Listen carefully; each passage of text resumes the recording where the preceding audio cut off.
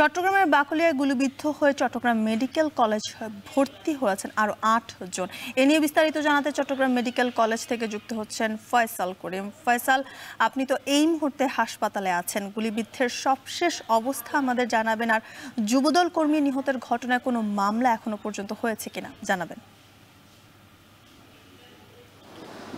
থেকে আমরা যেটি দেখছি, চট্টগ্রাম মেডিকেল কলেজ হাসপাতালের যে ক্যাজুয়ালিটি ওয়ার্ড, সেখানে যারা গুলিবিদ্ধ হয়েছিলেন তারা রাত 12টার পরে এখানে এসেছিলেন গুলিবিদ্ধ অবস্থায়। তবে এখানে যারা চিকিৎসক এবং নার্স আছেন তাদের সাথে কথা বলে যেটি জেনেছি যে এখানে গুলিবিদ্ধ যারা এসেছিলেন তাদের অবস্থা ততটুকু গুরুতর ছিল না, যে কারণে গুলিবিদ্ধ এখানে 11 জন ভর্তি হয়েছিলেন রাতে, তাদের মধ্যে মাত্র একজন এখন চিকিৎসাধীন আছেন এবং উনি মোহাম্মদ জুয়েল। এবং তিনি যেটি বলছিলেন যে ওনার সাথে আমরা যেটি কথা বলে জেনেছি যে রাত 12টার দিকে তারা বাকলিয়ার একটি স্থানীয় যেই ফুটবল মাঠ, সেই ধরনের একটি যে ফুটবল মাঠে তারা রাতে প্রতিদিন খেলতে যান, তেমন একটি মাঠে তারা খেলতে যাচ্ছিলেন এবং ঠিক সেই সময় অতর্কিত তাদেরকে লক্ষ্য করে গুলি করা হয় বলে তিনি অভিযোগ করেছেন। এবং সেই গুলিটি সাধারণত তিনি ধারণা করছেন যে শর্ট গানের গুলি, এবং তারা যারা ছিলেন সেই দলে, অর্থাৎ যারা ফুটবল খেলতে যাচ্ছিলেন তাদের মধ্যে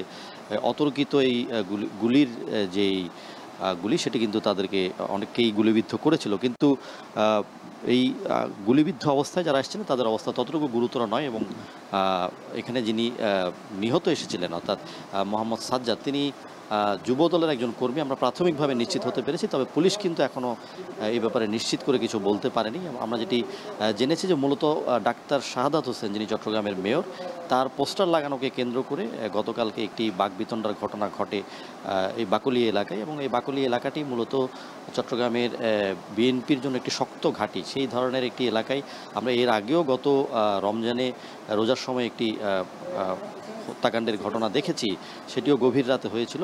এবং গতকাল কিন্তু গভীর রাতের পুরো বাকলি এলাকায় আশপাশে যারা সেখানে থাকেন বা স্থানীয় যারা আছেন তারা জানিয়েছেন যে মুহুর্মুহুর গুলির শব্দ শোনেন তারা, এবং তারপরে আসলে তারা দেখেন যে এখানে এই ঘটনাটি ঘটেছে। এবং আমরা যেটি দেখেছি যে আসলে এই ঘটনায় যারা গুলিবিদ্ধ হয়ে এখানে এসছিলেন তাদের অনেকেই কিন্তু এখানে প্রাথমিক চিকিৎসা নিয়ে চলে গেছেন। এবং যিনি নিহত আছেন মোহাম্মদ সাজ্জাদ, তিনি তার লাশ মর্গে রাখা আছে এবং মূলত একজন এখানে গুলিবিদ্ধ আছেন, তার কপালের কিছু অংশে গুলির কিছু অংশ এসে লাগে, এবং যে কারণে আসলে তিনি প্রাথমিক চিকিৎসা নিয়েছেন।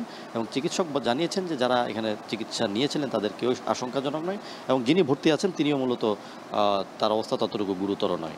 এবং পুলিশের ভাষ্য হচ্ছে এটি আসলে মূলত স্থানীয় যে বিএনপির দুটি পক্ষ তাদের মধ্যে এই সংঘর্ষ বা গোলাগুলির ঘটনা ঘটেছে।